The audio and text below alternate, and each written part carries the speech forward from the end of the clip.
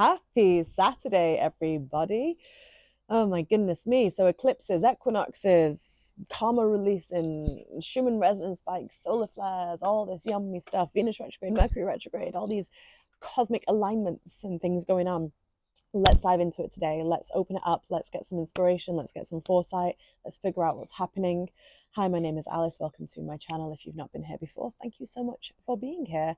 And thank you if you have been here for a little while. Welcome back. So this month we know is going to be completely full of really potent energy shifts. Right, this video you're going to hear the word energy a lot, so I'm going to be like, 10 points to anyone that counts how many times I use that word. I'll try and expand my vocabulary a little bit. But what's really interesting is we are in this really potent time, this potent shift, especially right now. And I love it when stuff like this happens because it causes and inspires and instigates such phenomenal growth. And to have this instigation before the instigator sign of the zodiac, which is Aries, before that first sign of the zodiac is magnificent. It really is. And we've got Mercury in Aries right now. We've got Venus in Aries right now, retrograding already. We've got this incredible full moon lunar eclipse in Virgo happening next week on the 14th. Mercury goes retrograde the day after. We've got so much conjunctions and alignments and stuff happening in the sky. And all this influences us, right? It influences and it invites us to look at different aspects of ourselves. I just want to address the Virgo full moon because for some of us, what I will say about Virgo energy, just like any other sign of the zodiac, but Virgo is one of those that's often misunderstood and it causes a little bit of concern for people because it can have quite a sharp sting to it when it comes to be something like a full moon or an eclipse in that particular sign. And like I say, we kind of misinterpret each of the zodiac signs anyway. It's not really about our sun sign. It's always about everything else that's going on in someone's chart, in your own chart. But we do that about ourselves. We misinterpret and don't really fully understand the lessons, the opportunities, and the invitations that each archetype offers. But when we look at Virgo, that wounded healer, that great purification, that virgin, right? She is one that is always seeking purification. She wants to purify the perversified in this world, in this realm. And that is a big thing for the planet where we're at right now. If you think about the extreme duality, the polarity that exists here, right? So it can always be a little bit interesting, especially with modern ruler of Mercury being Virgo's modern ruler, right? We have, that way of expressing in a Virgoan matter can be very almost unemotional in some ways. That it's just very blunt. It's very like a spade is a spade. And, so when we get to a full moon in Virgo, that's influencing our subconscious. That's influencing our shadow side. Like all the stuff that we kind of ignore, that we don't want to face, that we're avoiding. Virgo's going to bring it out. And this is a really good thing. Now, stay with me here. Stay with me as we're going to why this Virgo full moon can be a really good thing, because I know a few might be a little bit apprehensive about it.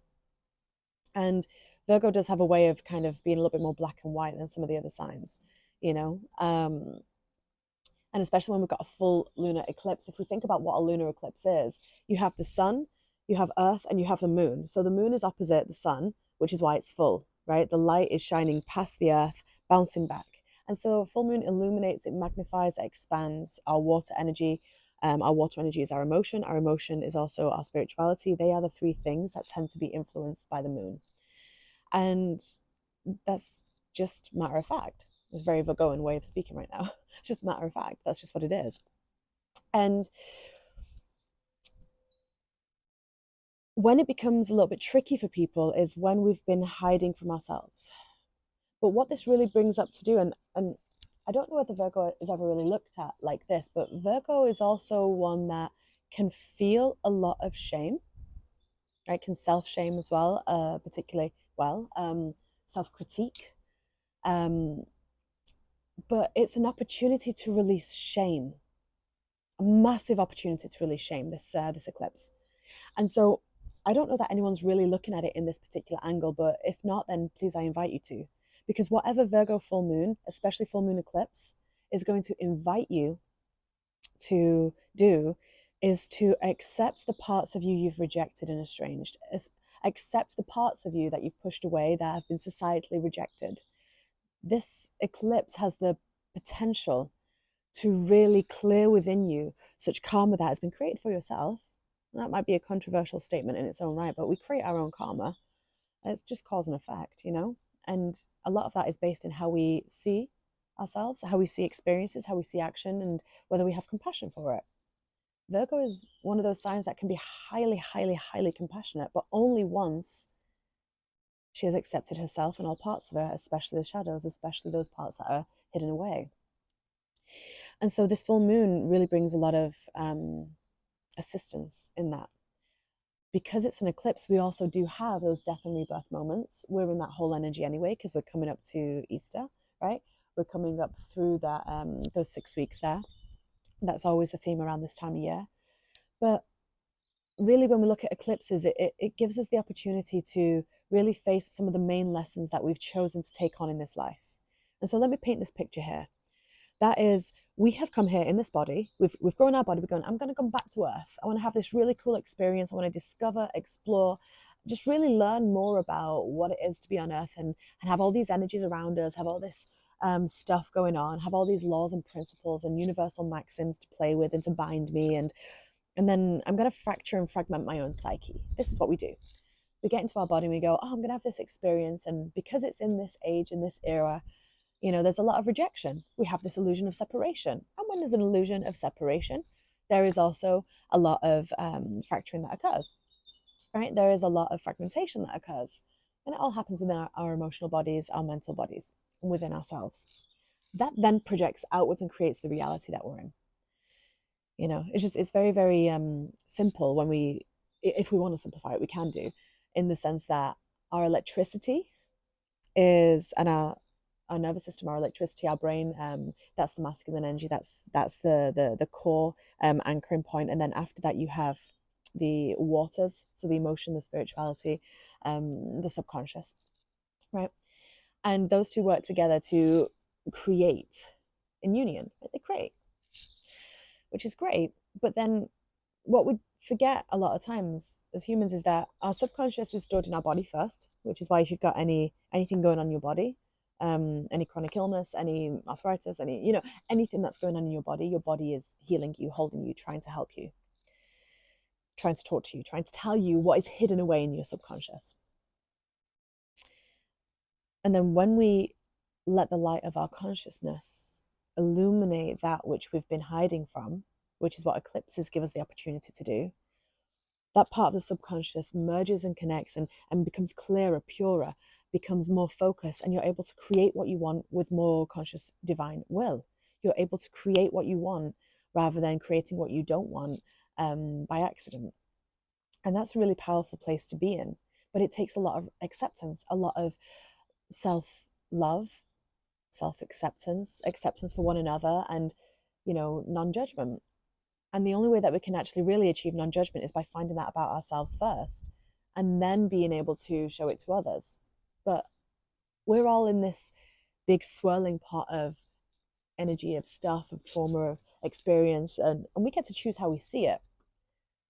But one of the key things that's really going to help here is because a lot of relationship patterns are going to come up because we've got eclipses overlaid with a Venus retrograde, overlaid with a Mercury retrograde, overlaid with everything else.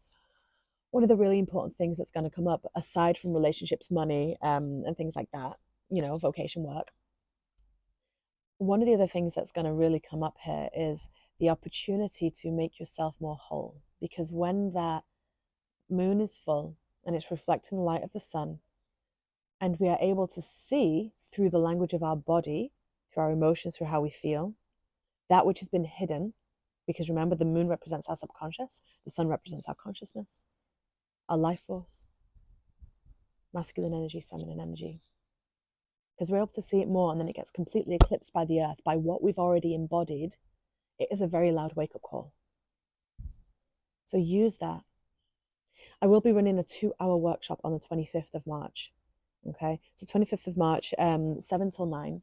It's going to be a past life regression workshop. So it's longer than my usual workshops, 2 hours long. We're going to be doing some past life clearing, karma releasing. If it calls to you, it's right in the middle of the two eclipses. So please feel very welcome to go to my website, aliceheath.com, to look for that event and to book. It's going to be, and there's a replay if you can't make it live. So don't worry about half people come on live and then half watch the replay, and you can watch it time and time again. But it's going to be a really, really powerful workshop to really help with the energies that are upon us right now, because what we also have just before then is the equinox, and the spring equinox, autumn if you're in the southern hemisphere, but any equinox is all about balance, recalibration. So we've got this eclipse we've got the eclipse, equinox, another eclipse. It's really incredible. It is so incredible. The amount that we can purge, release, purify, cleanse, accept, love, welcome in, and become whole with. I don't know that I've ever really felt energy like this and invitation like this. Utilize it, use it. And my March calendar is open. If anyone is called to working more one-to-one, I do have live appointments available, private appointments. So please feel very welcome to, once again, go on my website, aliceheath.com. You'll see the two live appointments that I offer, the 1 hour channeled guidance, where we can look into what these eclipses are going to bring up for you, and we can look at what might be coming up for you as well and how to move through it, or the soul acceleration appointments, which is a little bit longer. We do a visualization, usually in clear some karma at the same time. Okay, so if any of those call, my March and I believe the start of April is open to book. Let's support one another, you know? It's your time. It's your time to release the shackles that you've unconsciously and subconsciously placed around yourself and not realized. But that's what the invitation is right now.